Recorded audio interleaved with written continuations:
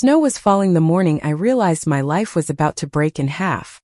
Not in the poetic way musicians write about heartbreak, but in the humiliating, messy, gut-twisting way that makes you want to crawl under a blanket and stay there until summer. The universe has a sick sense of humor, and apparently I was its holiday special this year. I had just stepped off the bus that brought me back to Maplewood, the tiny Colorado town I left 2 years before, when I saw her. Leah Sinclair. My childhood friend. My almost something. The person I had tried very hard, very unsuccessfully, to forget. She stood there like the snow had been choreographed just to fall around her, her blonde hair illuminated by the street lamp behind her. One hand in her coat pocket, the other holding a cup of cocoa she pretended not to be freezing to death with. She smiled when she saw me. God, that smile. It punched me in the chest the way memories often do. Soft but devastating. You came back, she said, her voice quiet, warm, and trembling under the cold. Her eyes took me in slowly, the way someone looks at a book they once knew by heart, but had forgotten the ending of. I don't know if I ever stopped hoping you would. She said it lightly, like she wasn't kicking open doors inside my ribcage, like she hadn't just reset every boundary I spent 2 years building. I wanted to respond with something charming or effortless, something to show I was totally cool, and definitely not about to melt into the slush under my boots. Instead, what came out was a deeply poetic, extremely romantic, utterly graceful response. A hey. Her laugh burst out before she could stop it. Same old Emma. I wanted to be offended, but she was right.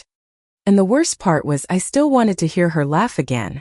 I set my guitar case down long enough to shove my hands deeper in my pockets. Maplewood had the kind of winter that slapped you in the face with nostalgia and frostbite at the same time. You look good, I said, because compliments are safe, right? Not terrifying, not world-shaking, definitely not emotionally loaded. She raised a brow. I'm wearing 3 layers and a coat that smells like my grandma's attic. Still works for you, I said before my brain could stop my mouth. Her eyes widened for half a second.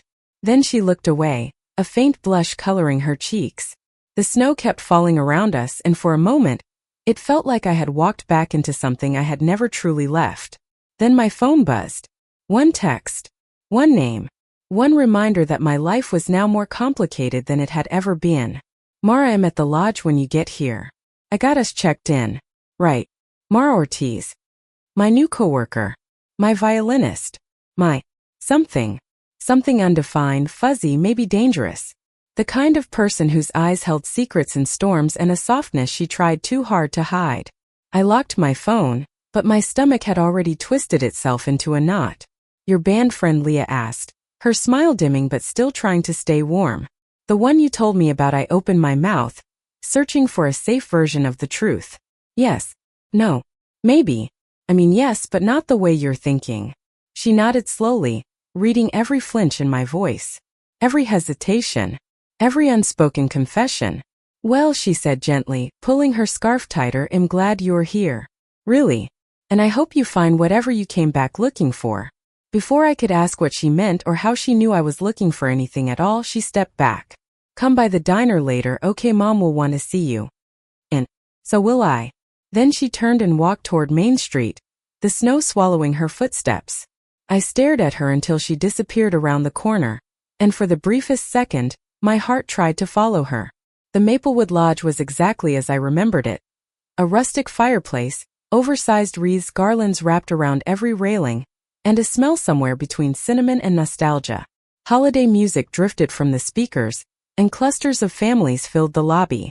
Kids ran around in sweaters their parents forced on them, and tourists complained cheerfully about the cold. It was the kind of place that would make even a cynic believe in Christmas miracles. Too bad I was currently trying not to have a panic attack. I found Mara in the corner by the window, where snowflakes pressed against the glass like curious ghosts. She sat with legs crossed, dressed in black from head to toe, messy hair pulled into a half-bun, half-beautiful disaster. Her violin case leaned against the seat beside her, and when she looked up at me, her expression softened in a way that made my pulse stumble. You made it, she said. Her voice was low, warm, a little rough around the edges. You're freezing. Sit. I sat. Because apparently, I obeyed people with sharp jawlines and soft voices. She studied me with that quiet intensity she used on complicated sheet music. You look like you ran into something. Someone, I corrected before my brain could stop me. Her brow arched. I swallowed. It wasn't an ah moment. It was a holy shit, why are my emotions ganging up on me moment. She leaned forward, her eyes never leaving mine. Let me guess. Blonde. Knows too much about you. Smiles like she's keeping a secret. I blinked. How did you talk in your sleep sometimes, she said calmly, taking a sip of her tea. I choked. I actually choked. On my own spit. Wonderful. Mara reached out instinctively, one hand brushing mine as she steadied me. And I felt it. That familiar spark. The quiet comfort. The danger of wanting someone I didn't understand. Relax. She smiled slightly. You only said the name once. Which name? Her head tilted. The important one. My phone buzzed again, but I didn't look at it. Because in that moment Mara was watching me the way someone watches snow fall for the first time, slowly, fully, like she didn't want to miss a single flake. And suddenly it wasn't just Leah pulling me backward. It was Mara pulling me forward. And I was stuck in the middle, heart splitting in two different directions. The music festival was in 3 days, and the lodge had hired us to perform during the holiday gala on Christmas Eve. Normally I'd be thrilled. Music was the one thing I understood better than breathing. But between Leah's smile and Mara's stare, my brain had turned to emotional oatmeal. Still, I tried to be professional. Tried to focus. Tried to remember which notes belonged in which song and which feelings belonged in which part of my chest.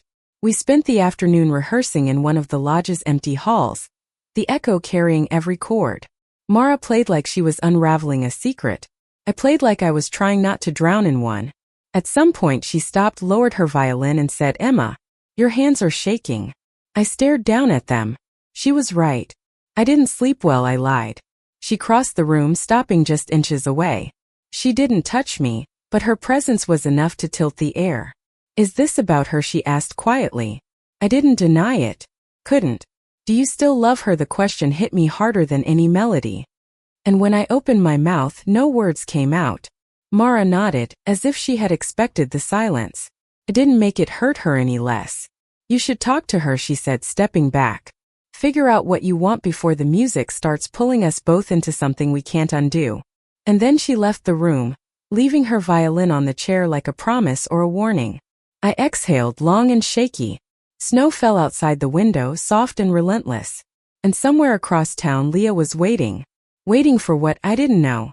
But whatever this was, it wasn't going away. Not until I faced it. Snow crunched beneath my boots as I walked toward Main Street, my breath warm in the icy air. Christmas lights blinked along the rooftops, strings of red and gold decorating every lamppost like the town was trying too hard to convince everyone life was simple and sweet. It wasn't. At least not for me. The diner appeared the same as ever, windows fogged with warmth, silhouettes moving inside like a snow globe. Someone kept shaking. My heart thudded as I approached. I wasn't ready, but I pushed open the door anyway. Inside, the air smelled like pancakes and hot chocolate, and the walls buzzed with conversations. Leah stood behind the counter, tying on an apron, strands of blonde hair escaping her braid. When she saw me, her whole expression lit up in a way that cracked something inside me open. You came, she said, her voice soft, hopeful. I forced a smile. Yeah, couldn't exactly ignore an invitation from Mrs. Sinclair. Liar. We both knew I came because she asked. She motioned to a booth near the window. Sit. I'll get you the usual. My chest tightened. The usual. As if 2 years hadn't passed since we last sat here together. As if time had stopped for her. For us. I slid into the booth, my coat still cold, my guitar case leaning against the seat. The window beside me showed the snowfall thickening, burying the sidewalks in white. The world felt quiet. Too quiet. A moment later, Leah appeared with a steaming mug of cocoa, the kind topped with cinnamon and a ridiculous amount of whipped cream. Exactly the way I used to order it when I needed comforting. She remembered. Always did. You look tired, she said gently, sitting across from me for a moment. I shrugged. Long trip. A lot on my mind. Her gaze held mine. Same old Emma, trying to carry everything alone. Her words were soft, but they hit deep. And you, I said, trying to tease, look like you've learned to boss around the whole diner. She scoffed, amused. I run the morning shift now. Someone has to keep this place standing. When she smiled, the room warmed a few degrees. Then her expression grew hesitant. I heard you're performing here. At the lodge. With that violinist. She didn't say Mara's name, but the air tightened between us. Yeah, I said carefully.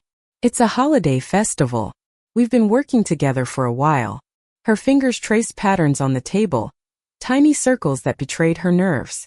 I'm glad you're doing well, she said. Really? You deserve that. I wanted to tell her she deserved something too. Something better. Something safe. Something steady. But the words got trapped behind everything else I couldn't say. She exhaled, eyes softening. I didn't ask you here to make things weird. It's not weird. It was extremely weird. She laughed once quietly. I just missed you. That's all. And there it was. The truth slipped between us like a fragile thread. Before I could respond, the bell over the door jingled, and a group of teenagers rushed in for milkshakes, breaking the moment. Leah stood, brushing her apron. I should get back to work, she said. But don't disappear again, okay? I nodded. Promise. As I watched her walk away, my chest felt like a tug-of-war rope pulled in two directions. And both sides were winning. I returned to the lodge late that evening, my mind replaying every look Leah gave me, every unspoken question, every memory I thought I had buried. But when I entered the rehearsal hall, I froze. Mara was there, sitting on the floor with her back against the wall, violin across her lap, eyes closed like she was listening to a song I couldn't hear. For a moment I just watched her. The contrast between her and Leah was stark. Leah was warmth, familiarity, a soft glow. Mara was intensity, mystery, shadows that made you want to walk deeper into them. She opened her eyes when she sensed me. Hey, she said quietly. How was the diner? I blinked. You knew I went. She tapped her phone. Small town. People talk. Also, you left your scarf on the table earlier. She held up the scarf. I hadn't even realized I'd forgotten. I laughed, embarrassed.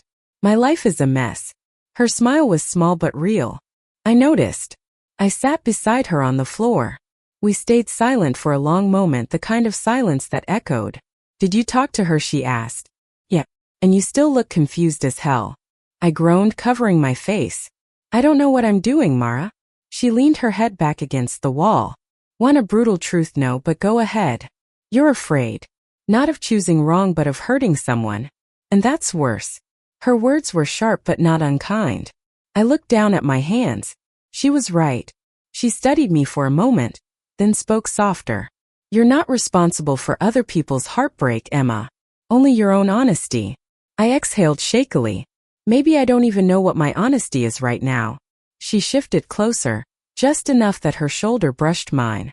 The contact was small, but it pulled something taut inside me. Then find out, she whispered. There was something in her eyes. Something raw and open. Something she usually hid behind teasing and sarcasm. And for the first time I wondered if Mara wasn't just a distraction. If maybe she was something real. Something I had been afraid to look at too closely. Before either of us could say anything else, a staff member poked her head into the hall. We're closing up for the night, she called. We nodded and gathered our things. As we walked out together, Mara reached for my scarf again, looping it gently around my neck. Next time, she murmured, try not to lose it. Her fingers brushed my collarbone, and for a moment, the world felt perfectly still. Then she stepped back, giving me space. Respecting a line she could easily cross if she wanted to. Good night, Emma. Good night, I whispered, my voice barely holding together. I barely slept. My dreams tangled with memories of Leah and the sound of Mara's voice. My chest ached with the weight of choosing, with the fear of losing either one, with the possibility of hurting both. By morning, I felt like I had been thrown through emotional laundry cycle. The festival preparations consumed the lodge. People rushed through hallways carrying lights, props, and decorations. Musicians tuned instruments. Choirs rehearsed. Kids in Santa hats darted around with candy canes. I tried to rehearse, but my brain was an orchestra of chaos.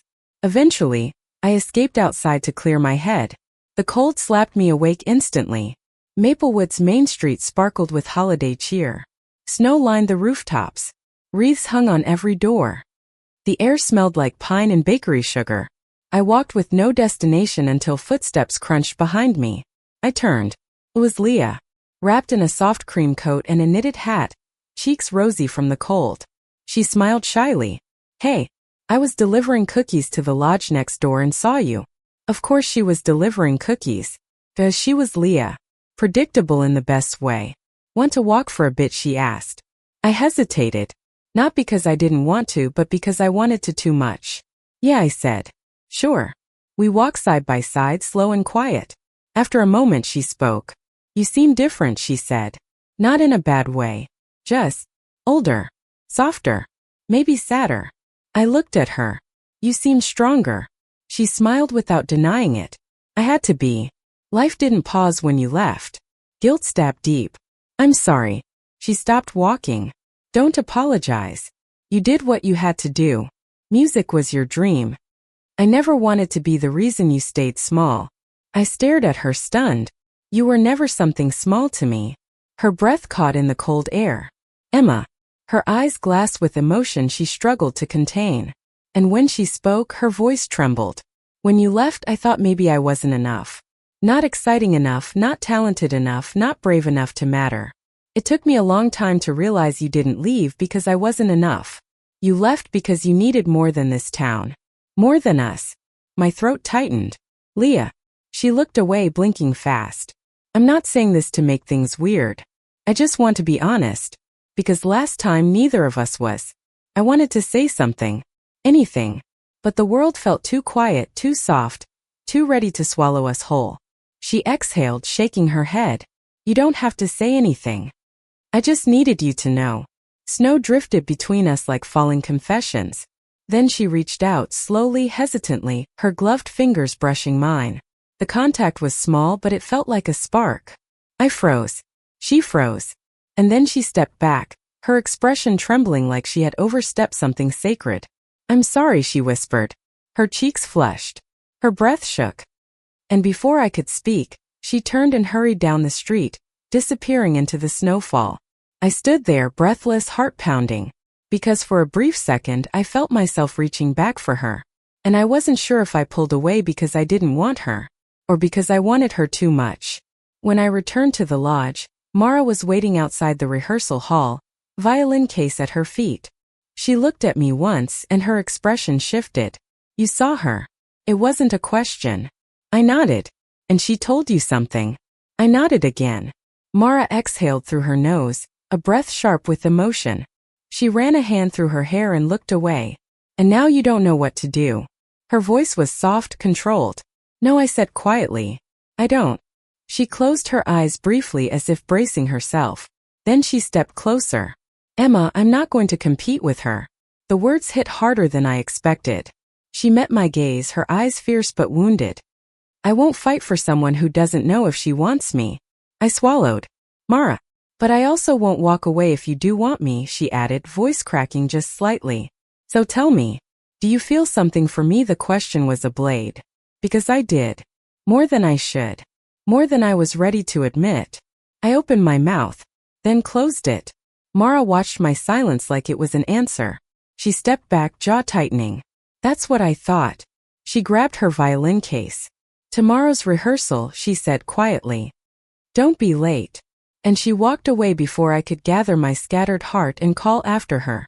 I stood in the empty hallway, snow melting off my coat, everything inside me unraveling. Two women. Two possible futures. Two different versions of myself depending on which hand I reached for. And I didn't know how to choose. Not yet. But the festival was approaching. Time was running out. And my heart couldn't stay split forever.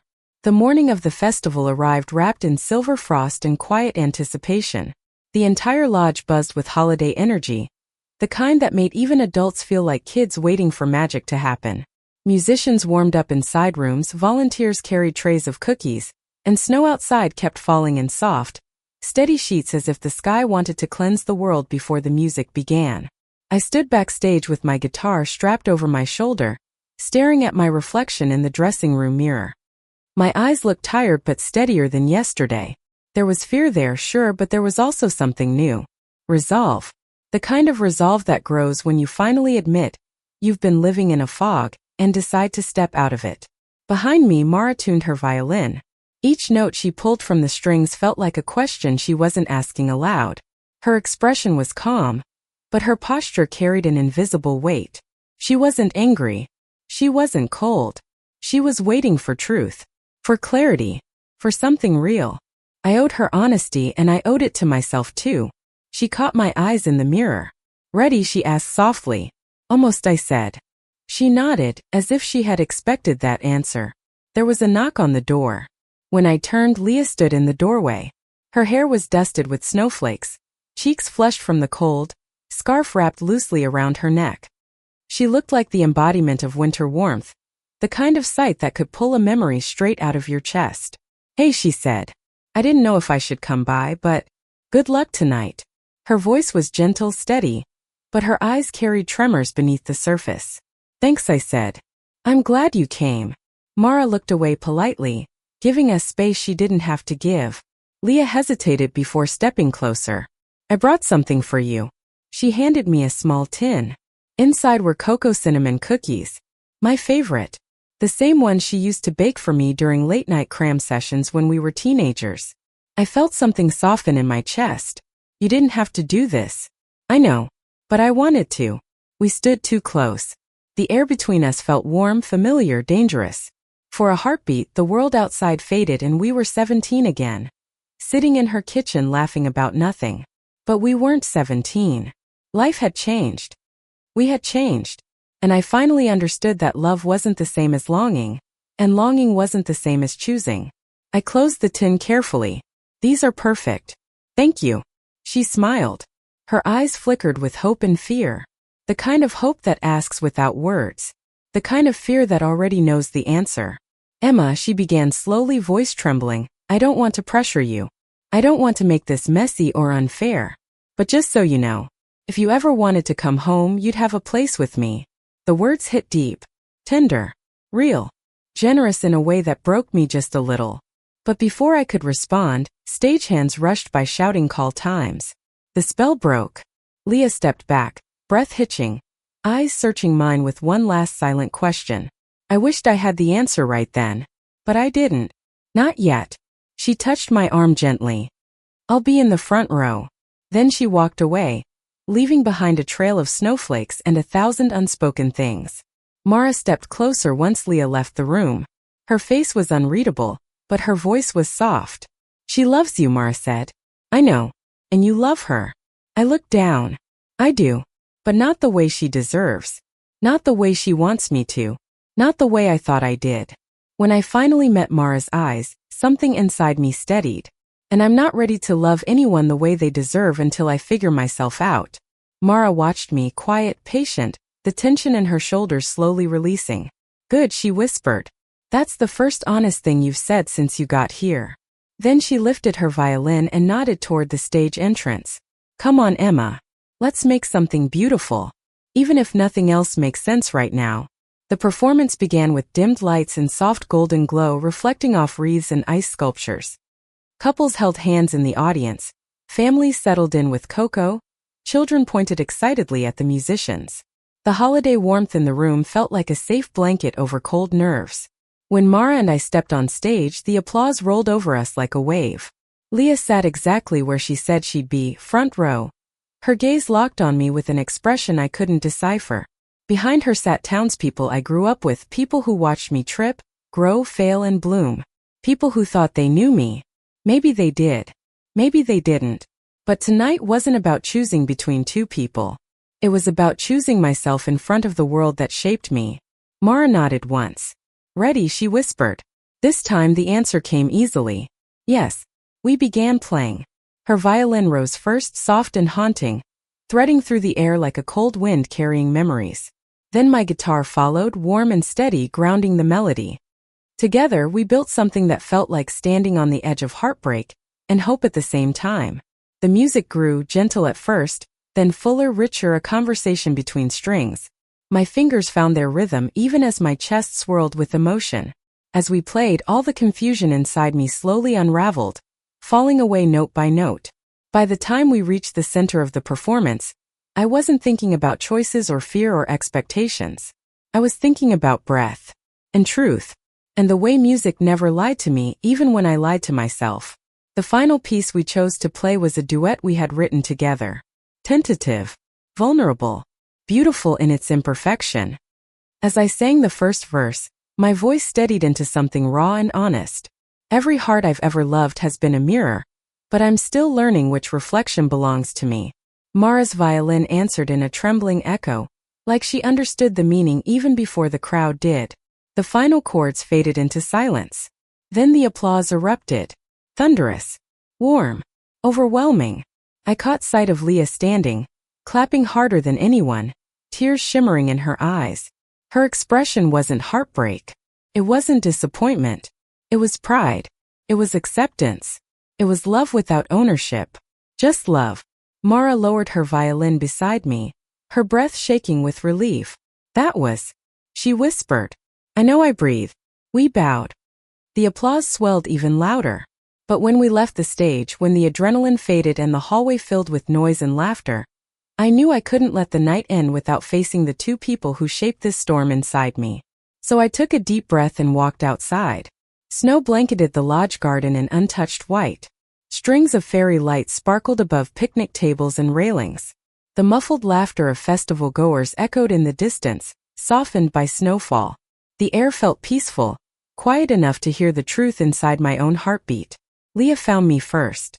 She approached slowly, hands tucked into her coat pockets, breath visible in soft clouds. You were amazing, she said quietly. Thanks. She waited. I waited. The world waited with us. Then she spoke, voice trembling with courage. Emma, whatever you're feeling, it's okay. Even if it's not me. Even if it's not anyone yet. You don't owe me a promise. You don't owe me anything except honesty. Her words were warm and devastating all at once. I stepped closer. Leah, you were my safe place before I knew what safety meant. You were my warmth when I didn't know how to ask for it. I love you. I always will. Her eyes glossed with tears she didn't want to shed. But I continued gently, I can't be what you want. Not yet. Maybe not ever. And it's not because there's something wrong with you. It's because I'm still learning who I am when I'm not someone else's memory. Leah nodded slowly, tears slipping freely now, but her smile was soft, unwavering. I want you to find yourself, she said. I want you to be happy, even if that happiness isn't here. Even if it isn't with me. The strength in her voice carved something inside me open. I hugged her. She hugged me back, trembling. And for a moment it felt like letting go and holding on at the same time. When we finally pulled away, she wiped her eyes. Go. Talk to her. I shook my head. It isn't about choosing between you and Mara. Leah exhaled, shaky but accepting. Then choose yourself. She squeezed my hand once before walking back toward the lodge, snow swallowing her footsteps until she disappeared beyond the lights. I stood there alone, breath slow, steady, until I wasn't alone anymore. Mara stepped out from behind the pine trees. She must have been closer than I realized. You heard that, I said. She nodded. I didn't mean to. I just didn't want to interrupt. We stood in silence for a long moment, letting the cold settle between us. Then Mara spoke, voice soft. I don't want to be an almost or a consolation prize. I don't want to be a choice made out of fear. You're not, I said quickly. She looked at me, eyes steady, waiting. And I gave her the truth. I care about you. Deeply. More than I expected to. But right now, if I jumped into anything, I'd be giving you pieces of myself I don't fully understand yet. And you deserve more than half of me. Mara's breath shuddered. Relief and ache blended in her expression. Emma, you don't have to explain. I get it. I really do. She reached out and gently brushed snow from my hair. Her touch tender, unhurried. I'll be here, she whispered. Not waiting. Not expecting. Just here. As long as being here doesn't hurt either of us. I smiled, a real one. Thank you. She stepped back, giving me space. So what now, she asked. Now, I think I want to breathe. For the first time in a long time. I want to play. I want to write music that doesn't come from confusion or running away. I want to learn who I am when my heart isn't split between two people I care about. Mara nodded. That sounds like a hell of a start. The wind shifted, brushing snowflakes across our boots. Mara hesitated before speaking again. Can I walk you back inside? I shook my head and looked up at the sky. Snowflakes melting on my eyelashes. Not yet. I want to stay out here for a minute. She smiled softly. Then I'll see you inside. Before she turned away, she leaned in and placed a gentle kiss on my cheek. A kiss without pressure. Without expectation. A promise of presence, not possession. Good night, Emma. Good night. She walked back toward the lodge, leaving a trail of footprints that glowed under the fairy lights.